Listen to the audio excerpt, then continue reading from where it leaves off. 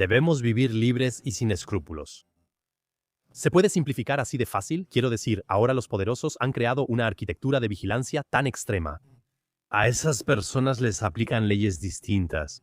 Ellos no quieren necesariamente que ahora el 98% de la gente empiece a hablar de traumas de apego y desarrollo, sino que quieren que sigan, de alguna manera, atrapados en sus patrones tóxicos. Quieren que sigan pensando que dependen del dinero y deben matarse trabajando. Buscan mantenerlos ocupados para evitar que reflexionen y los quieren en constante necesidad. Pero debemos observarlo. No se puede, no es así. Yo no lo veo así como decirlo. La cosa es simplemente así. No digo que las élites sean malas, solo representan el otro polo de la traumatización. Una sociedad que está en el estado en el que estamos ahora no podría lidiar con seres altamente desarrollados en posiciones de liderazgo. No podrían hacerlo. Más bien, la sociedad necesita líderes abusivos para que todo se mantenga estable. Eso se refleja mutuamente. La población se rebela o cae en la impotencia, que en el fondo es lo mismo. Al final se requiere abuso de poder en el liderazgo y viceversa. Los que están en el poder necesitan una población indefensa e impotente o una población rebelde. Todo eso se mantiene en equilibrio. Al final, esos son solo polos de una traumatización en el vínculo, ya que incluso quienes tienen poder también sufren. Tal vez solo saben compensarlo mejor, pero tampoco están conectados. Nadie puede ser feliz como gobernante si no es amado por su pueblo y todo se basa solo en la opresión. No se puede ser feliz así, ni siquiera como psicópata, porque eso, al menos inconscientemente, genera sentimientos profundos de culpa. Así que, en cierto modo, todos estamos en el mismo barco. Pero el cambio no puede venir desde arriba, o no va a venir de ahí. Eso es lo que la gente espera. También esperan eso, ojalá, en las próximas elecciones. O tal vez llegue alguien al poder que realmente tenga buenas intenciones, y así sucesivamente. Eso definitivamente no va a pasar, primero porque ellos no van a llegar ahí, y segundo porque de su lado no existe esa presión, ya que ellos disfrutan de la compensación. Pero quienes sufren son las personas, y en realidad ellas tienen el poder, la población tiene el poder, solo que no se dan cuenta. Por eso, si hay un cambio, ese vendrá del pueblo, pero de un pueblo que haya despertado. ¿Y cómo puede despertar el pueblo? Solo puede despertar si empieza a unirse, porque solo entonces se puede liberar toda la capacidad y fuerza en los sistemas nerviosos. Esto se relaciona con biología básica y seguridad. Cuando el sistema nervioso percibe un entorno seguro, el cerebro se activa por completo. Surge fuerza, confianza en uno mismo y así sucesivamente. Pero eso solo es posible cuando las personas empiezan a reconectarse y a interactuar realmente a nivel humano. Ese es el truco, aunque la gente no lo comprenda en toda su magnitud. Que se les divide entre ellos y dentro de sí mismos para mantenerlos débiles, por así decirlo. Y así es como se mantiene todo esto. Me parece una descripción grandiosa. Ese es, al final, también el motivo por el cual somos dirigidos por personas que encajan perfectamente en este sistema, que están muy adaptadas, pero que al final están completamente desconectadas de sí mismas por dentro. Es similar a una relación de abuso. Uno permite el abuso y el otro abusa, pero ambos se necesitan. Sí, definitivamente. Eso se mantiene en equilibrio mutuamente. Si estamos en un ejercicio de pensamiento o de planeación, supongamos que tomamos una sociedad sana y la ponemos donde están los líderes actuales. Entonces, ¿cómo terminaría eso? Eso no causaría rebelión ni conflictos bélicos, simplemente no funcionaría. No se trata de eso. Lo que pasaría sería esto. Las personas se unirían y así se vería que los líderes son un problema y no los quieren. Las personas en esos grupos pequeños asumirían el liderazgo. Ahora debemos explicarlo mejor. Ya no surgirían líderes destructivos, sino que elegirían a personas más capaces y con mejores habilidades para crear vínculos. Todo el sistema iría rechazando poco a poco a esas personas, como si fuera cáncer que se ha curado o como algo que se ha secado. Eso simplemente sería rechazado, pero no en una lucha, no por oponerse, sino que simplemente ya no recibirían resonancia. Eso sería un proceso completamente natural, sin que fuera necesaria ninguna violencia. Los líderes tendrían entonces la opción de unirse ahí y, por así decirlo, participar también en ese nivel de conciencia. O se irían porque tampoco los soportarían. Esas personas no toleran eso. En un entorno donde las personas se conectan y comparten. Eso es una tortura para ellos, porque entonces sentirían el dolor de la separación, ya que no pueden participar en eso. No me agrada el término Schadenfreude, pero ahora nos muestran un espejo de forma extrema. Además, se menciona una revolución de la conciencia, porque todo en lo que hemos creído en décadas parece erosionarse. Educación, política, finanzas, libertad, democracia. Es como un gran reinicio. En el fondo, el ser humano ya no puede huir de sí mismo. La responsabilidad personal, creo, es muy importante. El ser humano no puede huir de sí mismo. Hablar con valentía hoy es apostar por uno mismo, no seguir líderes ni votar por la AfD. Eso es verdadera rebeldía. Creo que así realmente entramos en la esfera de la que acabas de hablar, que al final las personas despiertan y se dan cuenta de que tienen un gran poder detrás de ellas. No basta con apostar por uno mismo, debemos aprender a compartir lo que pasa dentro de nosotros. No podemos encontrar una solución por nosotros mismos, eso no es posible. Esa es también la mentira implícita de la escena espiritual, donde se sugiere que hay una solución, ya sea en la meditación o en el ser. Eso no es posible si uno tiene traumas, simplemente no se puede. Así, la gente pasa años sin encontrar solución y ese es el problema. Eso tampoco es comprensible para la mente, lo que realmente es. Conectarse es compartir lo que pasa dentro de mí. Pensamientos, sentimientos y estados corporales. Y la posición desde la que hago eso tiene que estar más allá de la mente, porque estoy comunicando los pensamientos. La mente no puede comprenderlo y forma parte del intercambio. Como con el trauma, intenta hallar y crear una solución. Intenta entender y hazlo. Pero ese es el problema, porque así huimos y evitamos comunicarnos. Mientras hablo, eso es completamente confuso para la mente. No sabe qué decir o hacer ahora. Eso lo desconcierta cuando hablo así, pero no puede controlarlo. Sin embargo, eso nos lleva a la solución. Así funciona en la terapia, así es en las familias y en las parejas, y al final también es así en lo colectivo. Simplemente caemos una y otra vez en estos polos por nuestra cuenta, o queremos que el otro lo haga. Es hacer, actuar y cambiar. Esta conexión no tiene relación con el cambio, que ocurre después automáticamente como efecto secundario, pero no porque la busquemos. Mientras busquemos un cambio, estamos atrapados, porque no lo vamos a resolver solo haciendo cosas. Solo tiene sentido hacer cuando se trata de problemas reales. Entonces, por ejemplo, si quiero llevar dinero o comida a África, tengo que hacer algo para que eso suceda. Pero la causa de los problemas en este planeta es una proyección de problemas de la infancia, que en realidad hoy en día no existen afuera de esa manera. Ese es el mismo proceso que en terapia. Un cliente no puede resolver su problema haciendo algo, ya lo intentó desde la infancia. No es tan sencillo y también es difícil de explicar. Sí, simplemente se puede decir que la solución es que empecemos a encontrar la verdad y a hablar entre nosotros sobre lo que nos pasa por dentro.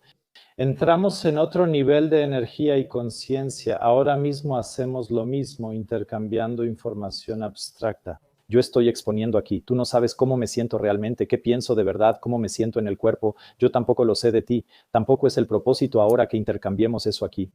Eso es lo que haría que todo cambiara, pero el llamado ego no lo quiere.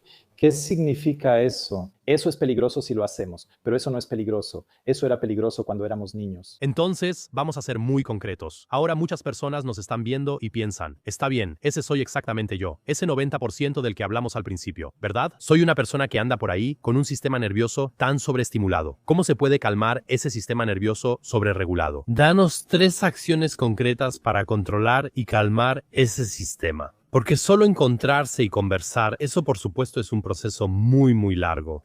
Ni conversamos ni nos vemos, solo compartimos historias.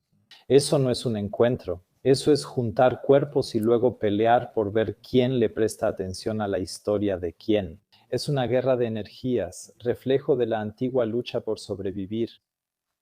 Muy fácil. Podríamos cambiar la energía o cómo los espectadores lo perciben aquí. Por ejemplo, simplemente haciendo una confesión honesta y diciendo cómo me siento. Entonces, muchas cosas cambian de inmediato, todo cambia por completo. Si ahora dejo de hablar de manera abstracta y digo, siento alegría, mi mente piensa que es genial que podamos hablar aquí juntos. Mi mente piensa que esto será útil para muchas personas. Mi mente piensa que así podré llegar a muchas personas nuevas. Siento relajación en el abdomen y alegría. Mi mente tiene curiosidad por tu reacción. Y entonces todo se calma de inmediato, se vuelve más tranquilo y tú también te tranquilizas. Yo, los espectadores, eso es lo que podemos practicar y eso no es algo que la mente pueda hacer. ¿También lo aplicas en la vida diaria? Por ejemplo, al conocer gente nueva, ¿te comunicas honestamente? ¿O solo lo haces en ciertas situaciones con tus seres queridos? Eso solo aplica en relaciones seguras. Eso no se hace nunca en público y nunca con personas nuevas o con personas inseguras o con personas donde hay una diferencia de poder, caseros, autoridades y así. Eso no pertenece ahí. Hazlo solo con una persona, la más cercana a ti. Normalmente es la pareja o un terapeuta. Si lo haces con esa persona, ocurre la transformación. También hay grupos locales y redes de autoayuda donde las personas se reúnen y practican esto. Entonces es seguro porque todos lo quieren. Yo lo hago con personas cercanas que también lo desean. Yo voy seguido o regularmente a un grupo local, pero solo como participante, no como líder del grupo, así que puedo hacerlo simplemente para mí. El efecto es simplemente absolutamente fenomenal, sobre todo cuando lo haces con un grupo relativamente constante durante semanas y meses de manera regular. Es increíble el efecto que tiene, la energía que se genera, la calma y la transformación que ocurre. Lo bueno es que uno controla cuánto se deja llevar por esto. Tal vez eso pareció inofensivo o como un juego, pero en realidad es algo enorme con un poder impresionante. Lo que eso puede desencadenar. Eso me parece muy fuerte, pero ahora hay muchas personas que están viendo esto y piensan, no tengo ganas de ir a grupos de autoayuda. Además, no hay nadie en mi entorno que realmente me entienda. ¿Se puede compensar eso tal vez con el journaling? Soy brutal con mis opiniones y respuestas, así que diría, siempre escucho con un oído y al sistema de apego. Yo digo cosas como, por ejemplo, imagina que un bebé llega al mundo y no se siente bien. Llora por calor, por su madre, por beber, por comida. Le diríamos, siente lo que experimentas. Escribe en un diario lo que vives. Así como tratamos a nuestro núcleo interno, nunca habrá solución. Eso no está mal. Sí, está bien, pero si hago eso, al mismo tiempo le estoy dando a entender a mi subconsciente que otra vez no hay nadie ahí. No tiene sentido usar un objeto abstracto como interlocutor cuando en el planeta hay casi 9.000 millones de personas capaces de tener contacto. Así es, se puede hacer y no tengo objeción. Puede beneficiar, pero también es una rescenificación, porque no puedo ser nutrido por un diario. No puedo experimentar apego a través de un diario ni superar mi conflicto de apego. Eso solo es posible con personas reales. Solo puedo interactuar con personas reales, no con objetos, ni con ChatGPT, ni con cualquier otra cosa. Se necesita un verdadero interlocutor, un sistema nervioso de mamífero, y algunos también lo intentan con animales, con perros, con caballos. Está bien, son sistemas nerviosos de mamíferos, pero no pueden resolver el problema. Eso es todo, eso es justamente eso. No nos damos cuenta, nuestra vida y organización interna suelen seguir esa primera impresión. Nadie está ahí. Cruzar límites, manipulación o ser abandonados.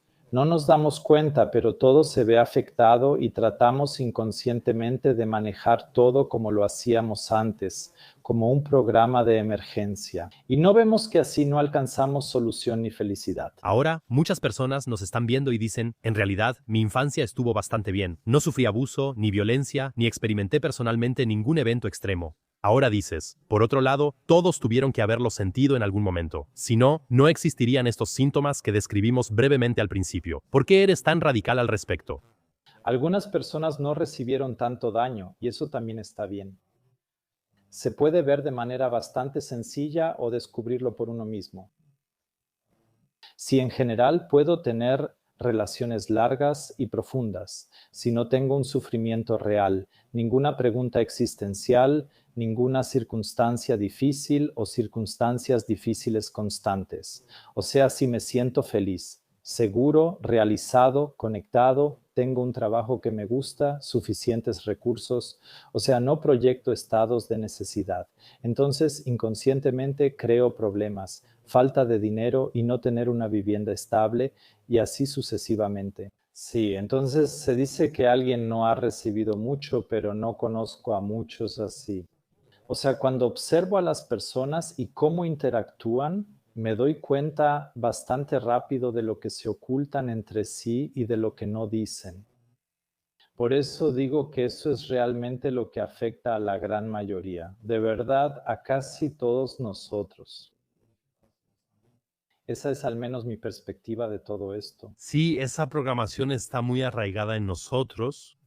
Fui maestro de preparatoria durante años, hasta que realmente dejé esa escuela y salí de ese sistema educativo, que realmente te entrena para adaptarte y luego, más adelante, te condiciona de alguna manera para encajar en el trabajo. Eso es, sacar eso de uno mismo realmente requiere mucho valor y mucha autorreflexión. ¿Cuáles son los traumas invisibles en familias aparentemente normales, sin golpes ni abusos evidentes? ¿Qué es lo que es tan silencioso? ¿Qué es lo que murmura tan silenciosamente en las personas? Pero al final también tiene un efecto muy tóxico a largo plazo.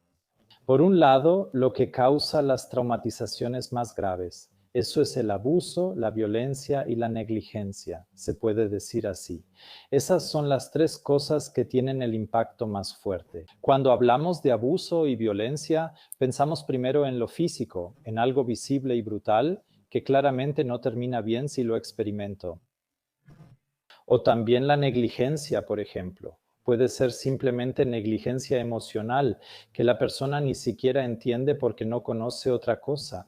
Los padres actúan con buena intención y desde fuera no se nota. Y aún así, esa persona tiene un trauma de desarrollo grave y no entiende por qué su vida es una pesadilla. Así de simple. Debido a la negligencia emocional, debido a que los padres no respondieron o no responden a los movimientos emocionales del niño y en cierto modo lo dejaron emocionalmente solo. En algunos casos eso es más difícil de tratar que una situación de violencia aislada, pero quiero poner un ejemplo muy extremo, algo concreto. Supongamos que alguien crece y sus padres tienen un problema con la independencia.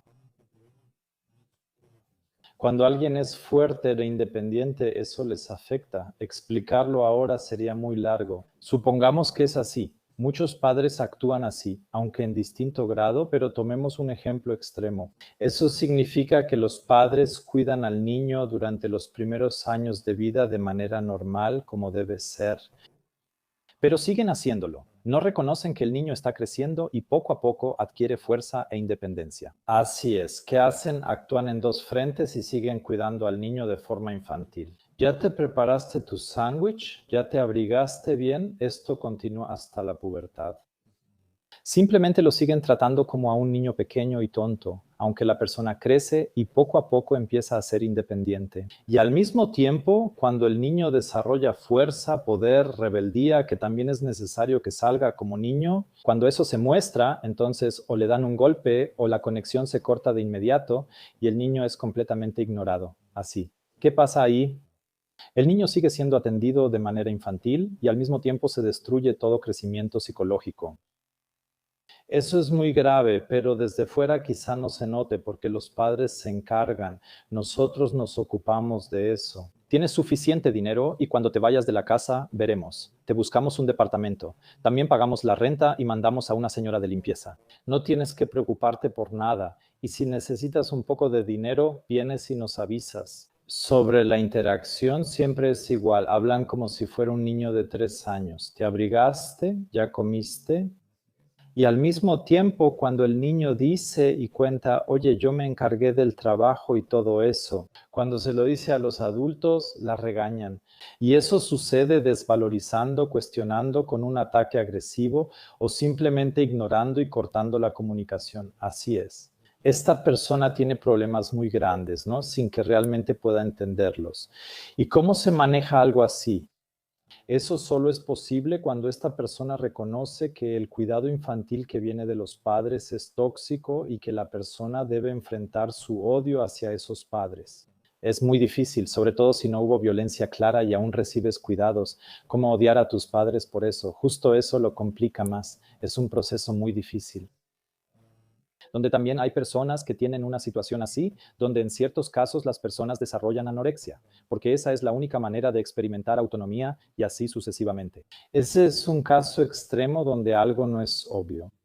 Se puede simplificar así. Según la gravedad del trauma de desarrollo, te adaptas en la vida. En el caso intermedio, tienes una adicción y en el peor, te destruye y no puedes vivir. Siempre depende de cómo se manifieste, ese no es el punto. El punto siempre es, no logro conectar con las personas, ni experimentar relaciones, ni felicidad por ello, así que debo compensarlo. Algunos recurren a la violencia, otros a las drogas o al trabajo excesivo, depresión, ansiedad, etc.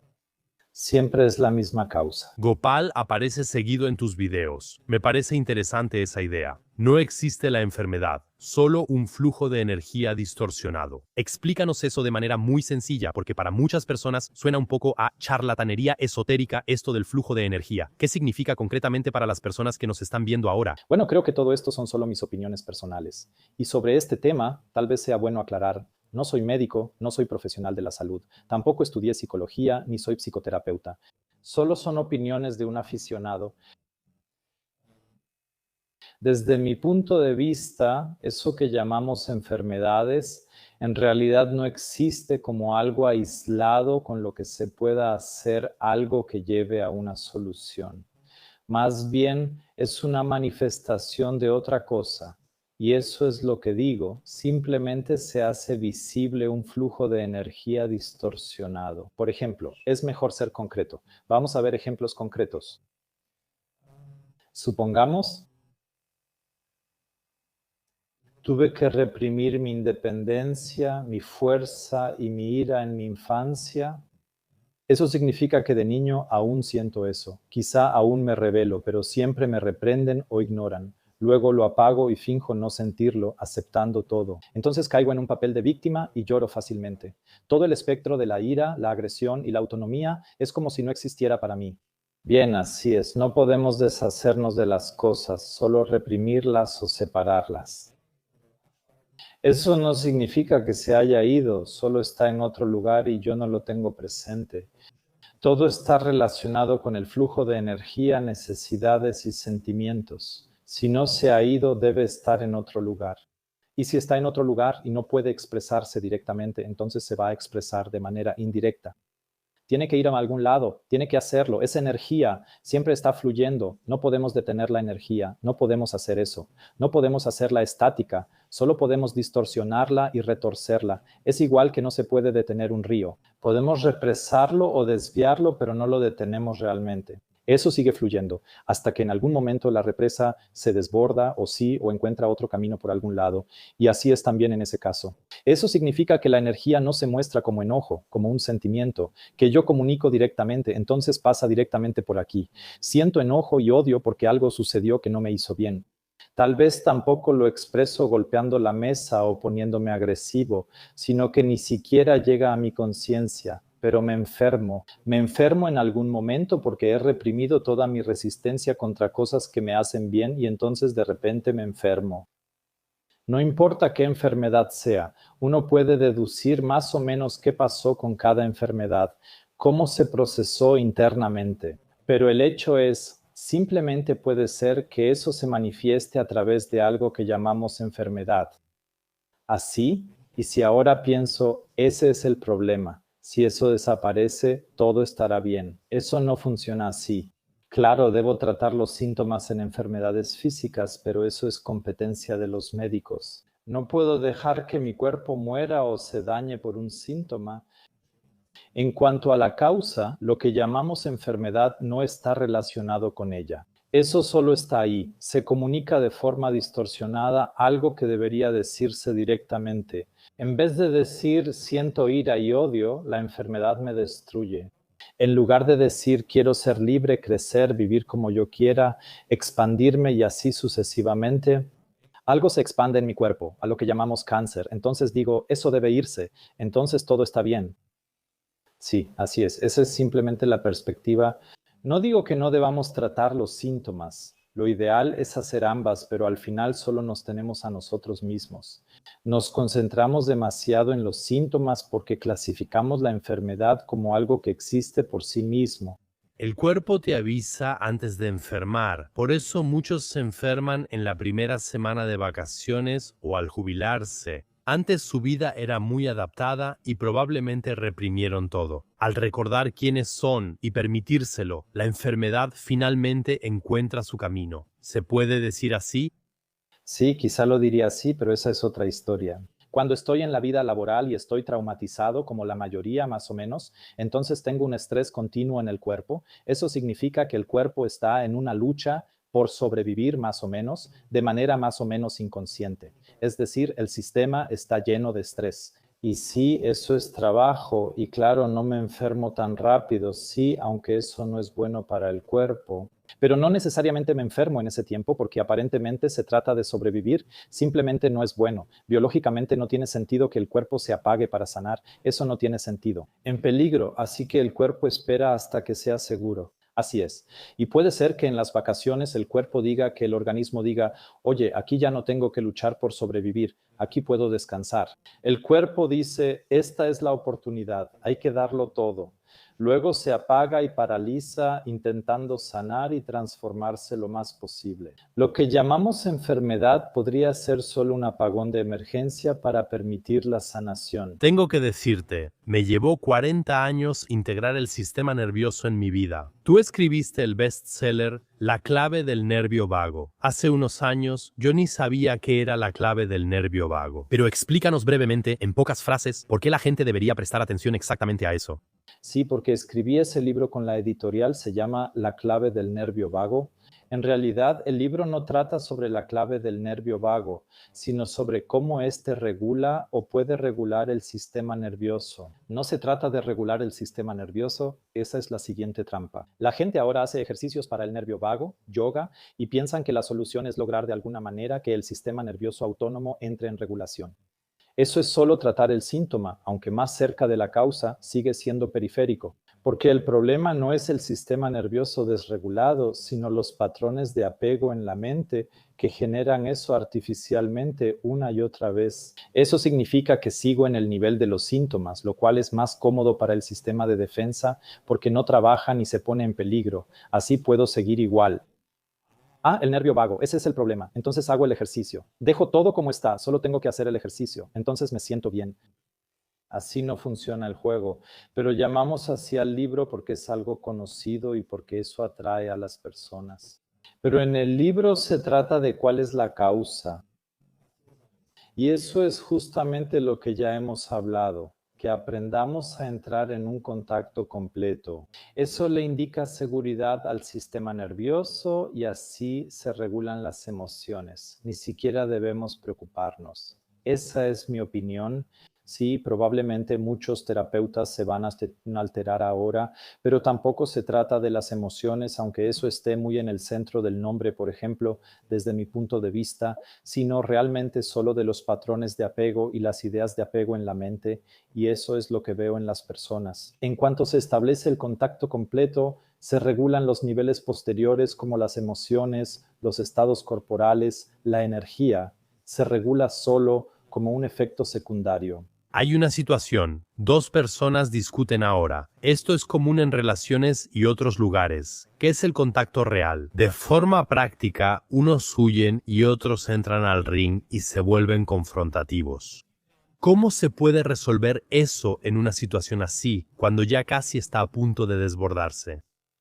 Sí, antes quisiera explicar brevemente en qué consiste una pelea, Porque entre adultos en realidad no hay peleas. Es decir, cuando hay conflictos o discusiones, nunca son los adultos. Siempre son partes infantiles las que están peleando ahí. Porque entre adultos nunca habría peleas. Permíteme explicarlo brevemente. No habría peleas porque ya salimos del programa biológico de supervivencia. Ya no tenemos que luchar por comida ni contra enemigos. Por eso no hay peleas por la comida. Quiero naranjas, pero ya no importa porque hay suficientes. Hasta tiramos miles de toneladas al mar.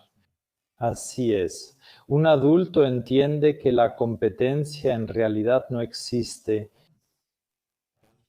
sino que la vida me da todo lo que quiero y necesito y que puedo entrar en contacto e intercambiar con otras personas. Eso significa, si surge alguna confusión, siempre puedo aclararla como adulto. Una aclaración entre adultos no es una pelea entre personas maduras. Si hay pelea, está relacionada con traumas de desarrollo. Siempre son partes infantiles inconscientes, pues en situaciones actuales se proyecta la lucha infantil por sobrevivir.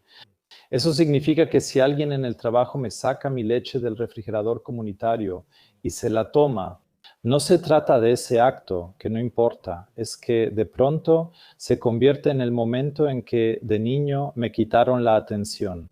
Sí, y cuando mi sistema nervioso, por así decirlo, quería colapsar, tuve que luchar para mantenerme estable. O sea, es un ejemplo llamativo. Eso significa que el sistema se activa y no surge una pregunta como, oye, ¿te gustó la leche? Sino que entonces hay una guerra y se trata de algo completamente diferente. No se trata de la leche, sino de una lucha inconsciente por la supervivencia.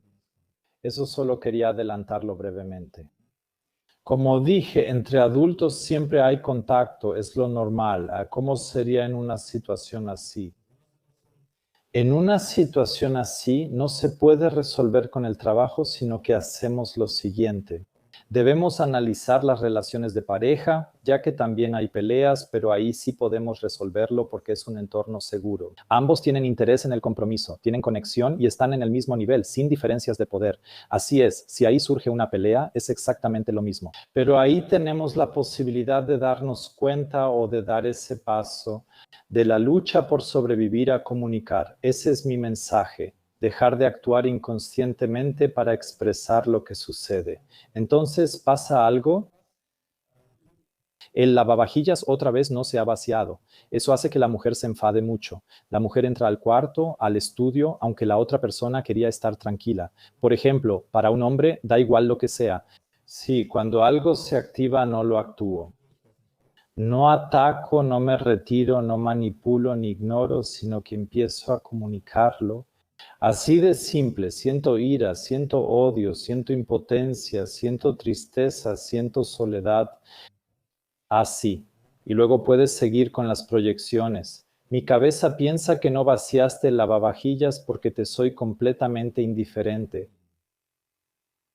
¿Es cierto eso? El hombre puede responder y preguntar a la mujer. Mi cabeza piensa que entraste corriendo a mi cuarto porque no te importan en absoluto mis límites. Esos son solo ejemplos de lo que puede pasar en la cabeza.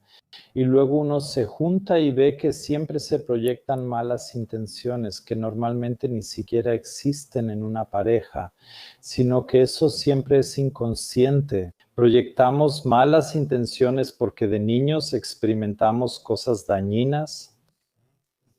Por eso, aunque no necesariamente sea cierto, eso es lo que proyectamos ahí. Y por eso es tan importante que aprendamos a comunicar simplemente lo que hay. Y eso, por supuesto, destruye el ego. Para el ego es mucho mejor golpear la mesa, huir, ignorar al otro o manipularlo, mucho mejor. Pero comunicar lo que hay, eso es completamente otra cosa.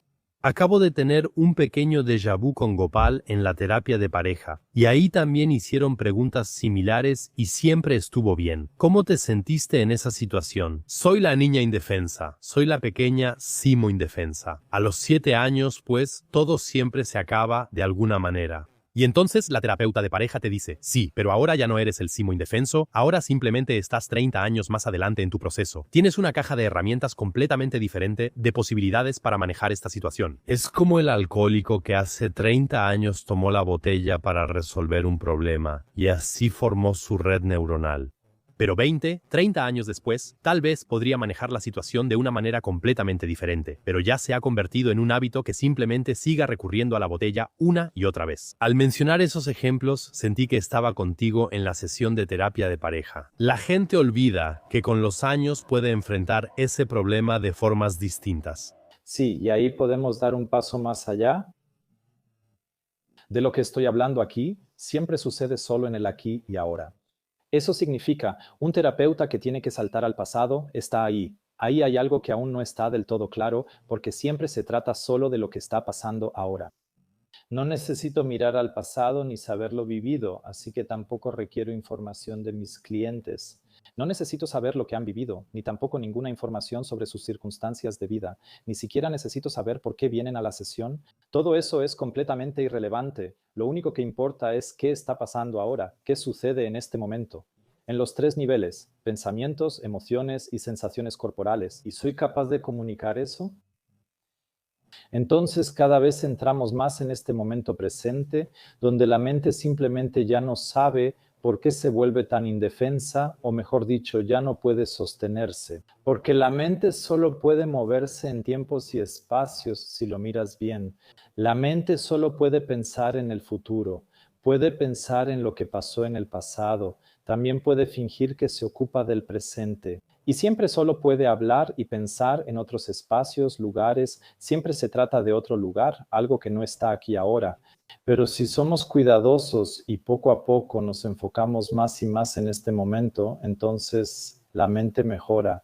Ya no puede hacer nada, es como si perdiera el control, es como si no existiera en ese momento.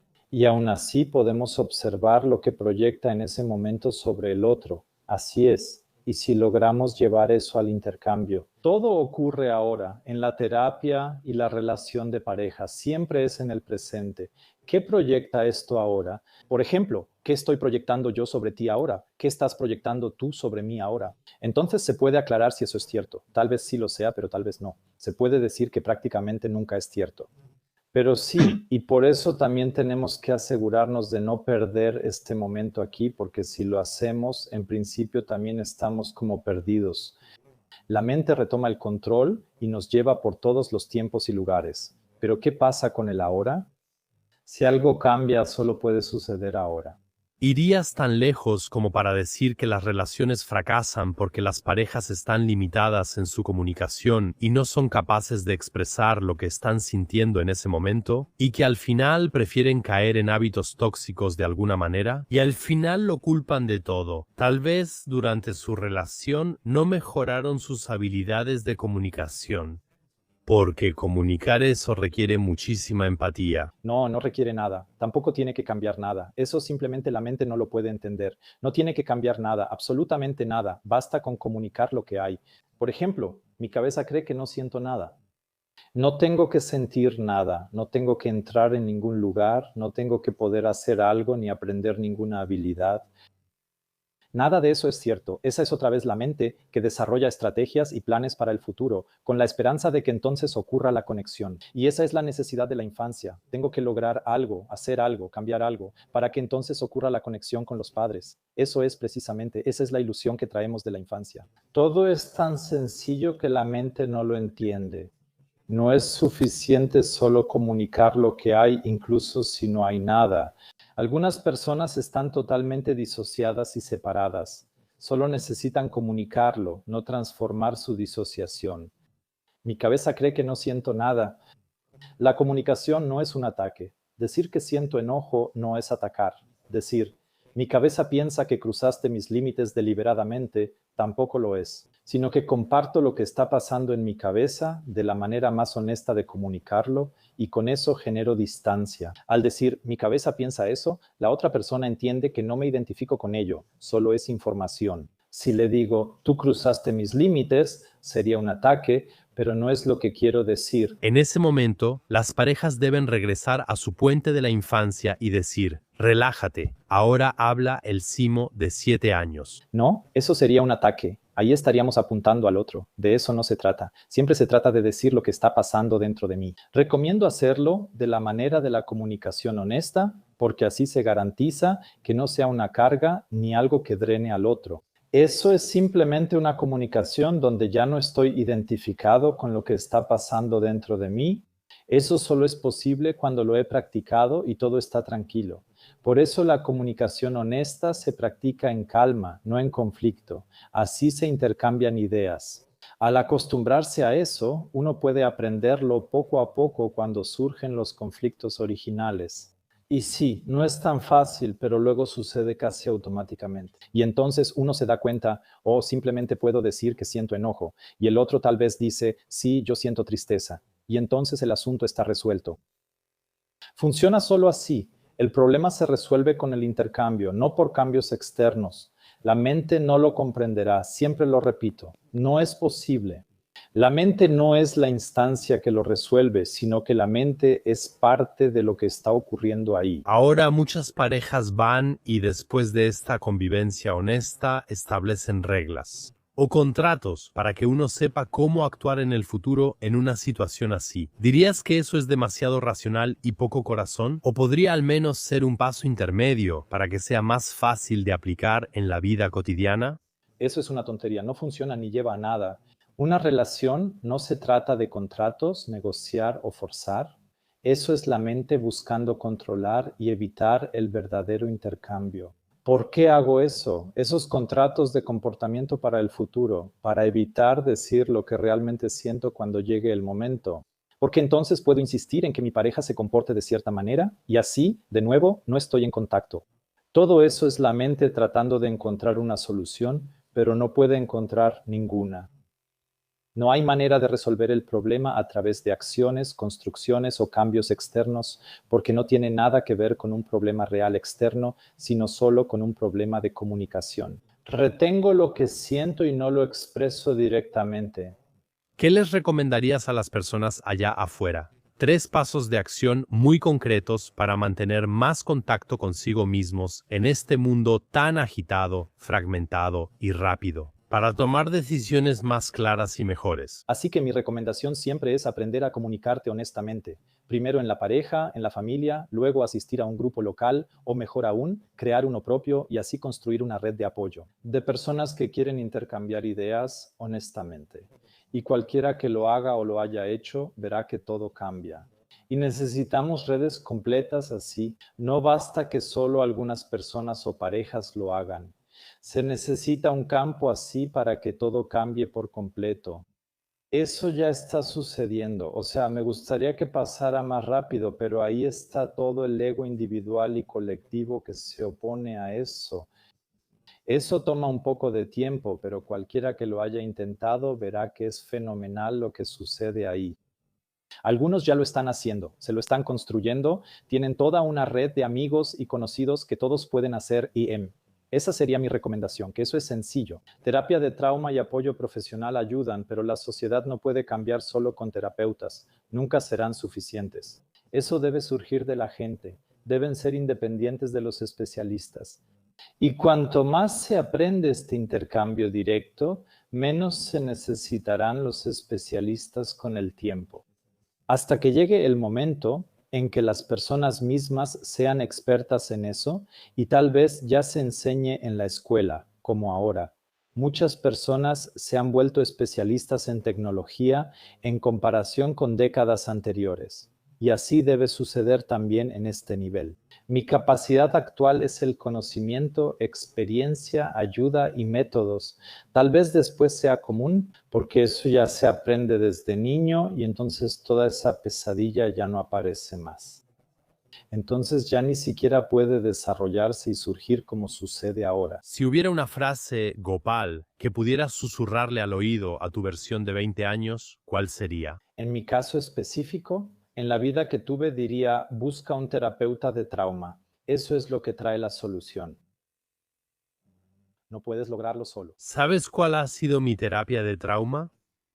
Soñaba cosas repetidamente, algo que casi no he mencionado en el canal. También he ido con muchos terapeutas en mi vida, pero nunca sentí que realmente me vieran, y siempre pensaba así.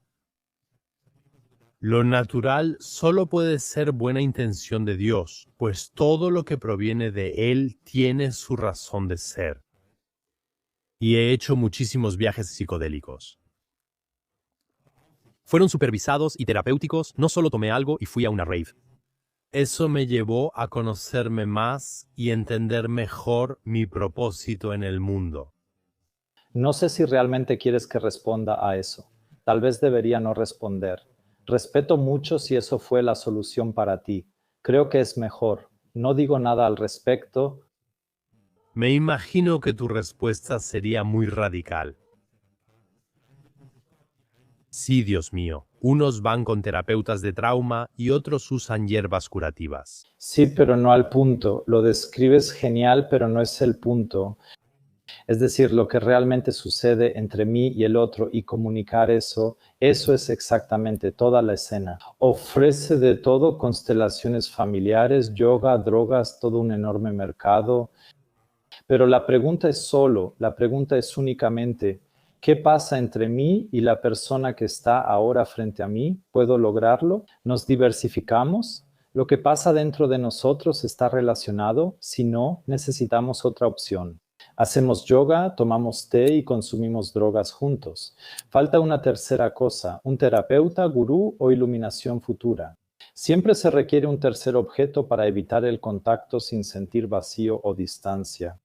O más bien, gracias a esta medicina, llegué tanto a mí mismo que pude comunicarme mucho mejor y expresar lo que realmente estaba pasando dentro de mí. En el fondo, buscamos abrazar nuestro lado oscuro para encontrarnos más a nosotros mismos y poder comunicarnos mejor con todo el mundo allá afuera, con nuestras parejas, con nuestros seres queridos allá afuera. Creo que hay muchísimas posibilidades y herramientas, y simplemente son muy individuales, que cada quien debería usar para sí mismo.